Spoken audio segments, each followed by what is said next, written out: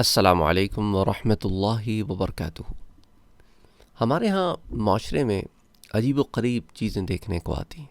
ان میں سے دو چیزیں آج آپ سے ذکر کرنا چاہتا ہوں۔ کچھ بہنوں کی طرف سے میسیجز آئے، پڑھ کر مجھے بہت تکلیف ہوئی، دکھ ہوا۔ معاشرے کی جہاں پر دوغلے پن کی عکاسی ہوتی ہے، اسی طرح معاشرے میں موجود ناانصافیوں کی عکاسی بھی ہوتی ہے۔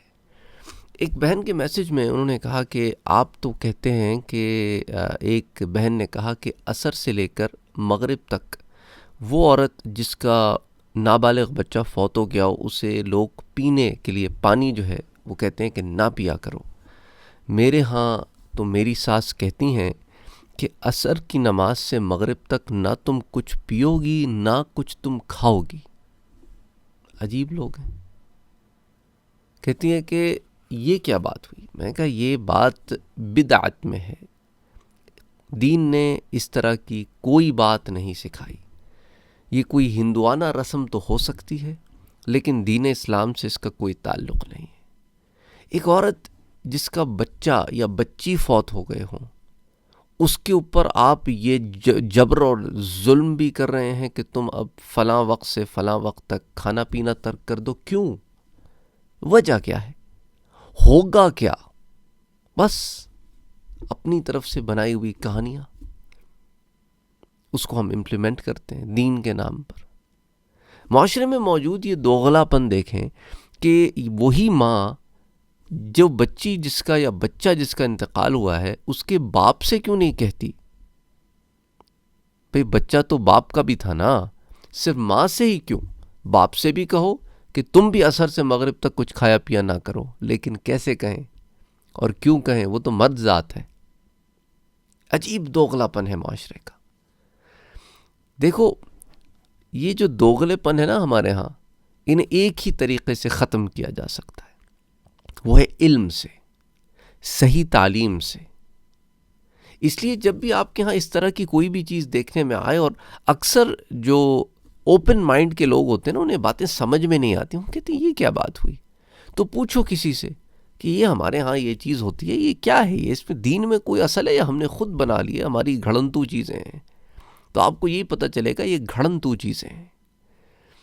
میں جب یہ باتیں آپ لوگوں سے کرتا ہوں، کہتا ہوں، کچھ لوگوں کو میری باتیں بری لگتی ہیں، کیونکہ انہوں نے ساری زندگی یہ چیزیں سنی ہوتی ہیں۔ انہوں نے جو ساری زندگی چیزیں سنی ہوتی ہیں وہ اس کو تو بچانا چاہتے ہیں، لیکن جو کہہ رہا ہے وہ غلط ہے اس کو برا بلا کہیں گے، بجائے اس کے۔ ہمارے یہاں عجیب آوا ہے، جو کوئی نشاندہی کر دے کسی چیز کی کہ یہ چیز غلط ہے، اسے ترک کر دو، ہم اسی کے پیچھے ہاتھ دھو کے پڑ جاتے ہیں کہ تو نے بولا کیسے؟ ہمارے تو آباء و اجداد کرتے چلے آتے ہیں، یہ تو نیا آیا ہے۔ عجیب و غریب سے ناموں سے آپ کو بلانا شروع کر دیں گے، کوئی کہے گا تو وہابی ہو گیا۔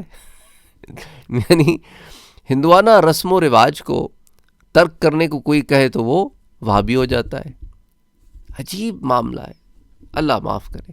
یعنی اعلیٰ حضرت کے فتاوی رضویہ آپ اٹھا کے دیکھیں، ملفوظات اعلیٰ حضرت اٹھا کے دیکھیں، اعلیٰ حضرت کے پاس ایسے بہت سارے سوالات آتے تھے جن کا تعلق سراسر ہندوانہ پن سے ہوتا تھا اور یا بدعات سے ہوتا تھا، جو ہم نے خود رائے، اور اعلیٰ حضرت نے ان کے جوابات دیے کہ بھئی یہ بدعت ہے، یہ نہ کیا کرو۔ مطلب اگر آپ اٹھا کے دیکھیں فتاوی رضویہ، آپ کو ایسے بہت سارے مسائل مل جائیں گے۔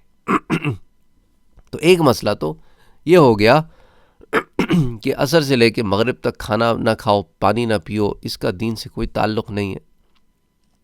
یہ سراسر جو کہتے ہیں وہ غلط کہتے ہیں۔ دوسری بات، ایک عورت جس کا بچہ فوت ہو گیا ہو یا بچی فوت ہو گئی ہو، اسے لوگ منحوس کا ٹائٹل دے دیتے ہیں، معاذ اللہ، استغفر اللہ العظیم، استغفر اللہ العظیم۔ اس میں نحس پن کیا ہے؟ انا للہ و انا الیہ راجعون۔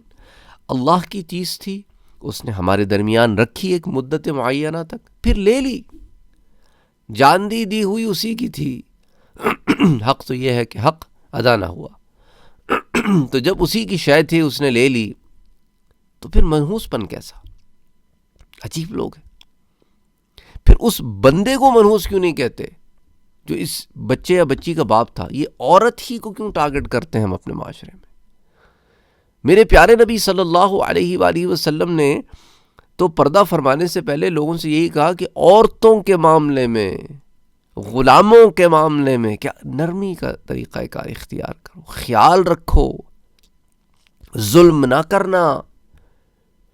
اور ہم نے اسلام قبول کرنے کے باوجود وہی پرانے طور طریقے عالم جاہلیت والے، زمانہ جاہلیت والے آج بھی ان کو پکڑ کے رکھا ہے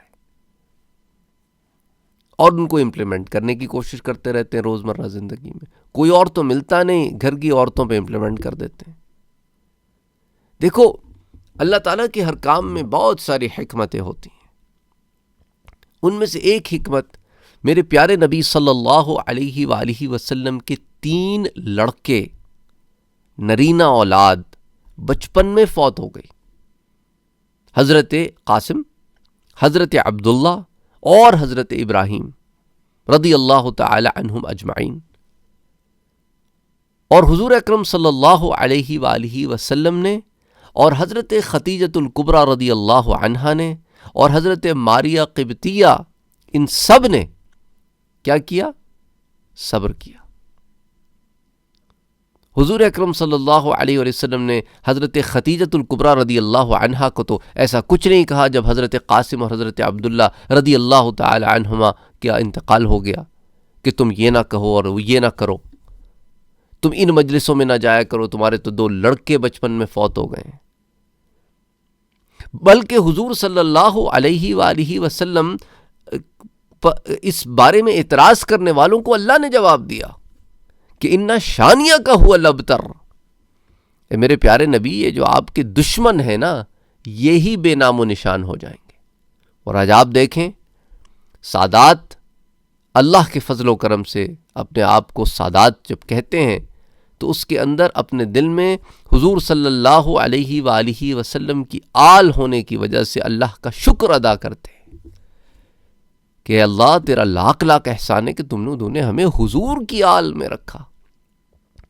اور باقی لوگ آل محمد مصطفیٰ صلی اللہ علیہ وآلہ وسلم کا احترام کرتے، عزت کرتے، لیکن کون ملے گا آپ کو آج جو کہتا ہو کہ میں ابو جہل کے خاندان سے ہوں، میں ابو لہب کے خاندان سے ہوں، میں عتبہ شیبہ ربیعہ کے خاندان سے ہوں، میں اسود کے خاندان سے ہوں، میں نضر ابن حارث کے خاندان سے ہوں، میں عقبۃ ابن ابی معیط کے خاندان سے ہوں، میں امیہ اور ابی ابن خلف کے خاندان سے ہوں، میں عبداللہ ابن ابی ابن سلول کے خاندان سے ہوں۔ ایسے لوگ آپ کو ملیں گے ہی نہیں، کیونکہ ان کے پتہ ہے کہ یہ لوگ کیا کر گئے تھے، کفر و شرک پر مر گئے تھے۔ حضور صلی اللہ علیہ وآلہ وسلم پر ایسے الفاظ کہنے والوں کا ثبوت ہمارے سامنے اللہ نے رکھا کہ دیکھو، ایسے الفاظ کہنے والے، ان کی اولاد آج ان کی طرف نسبت کرنا بھی پسند نہیں کرتی۔ تو بہرحال کہنے کا مقصد یہ ہے، یہ تمام تمہید باندھنے کا مقصد یہ ہے کہ خدا کے لیے ان جہالتوں سے باہر آ جائیں، اس جہالت بھری زندگی سے باہر آ جائیں، اس رب کائنات کی عبادت کریں جو عبادت کے لائق ہے۔ جب کہہ دیتے ہو کہ لا الہ الا اللہ محمد الرسول اللہ، تو اس کو مانو بھی تو صحیح۔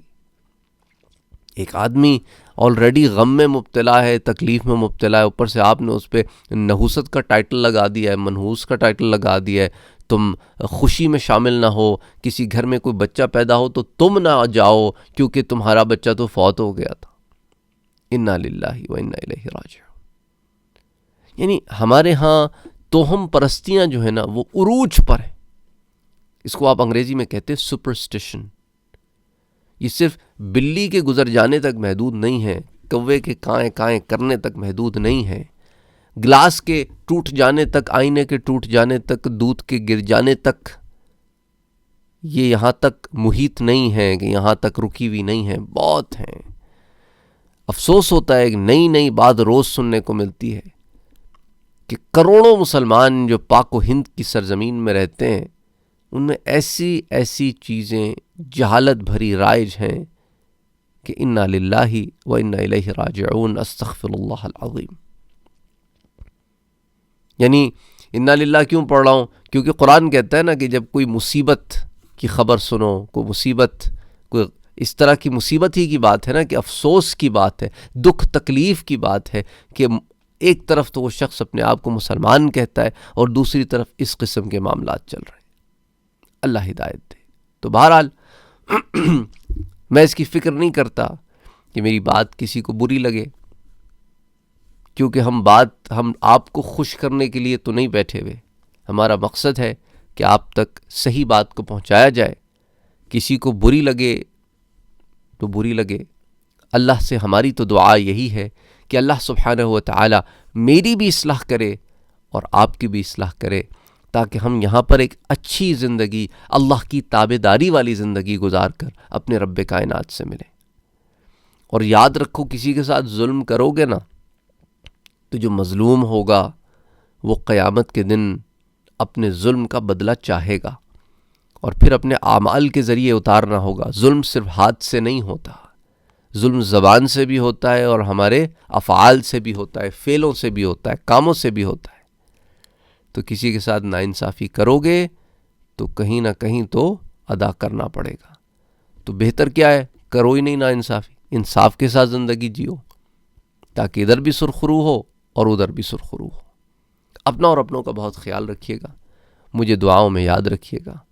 اللہم صلی وسلم وبارک علی سیدنا و حبیبنا و شفیعنا محمد صلی اللہ علیہ وآلہ وسلم۔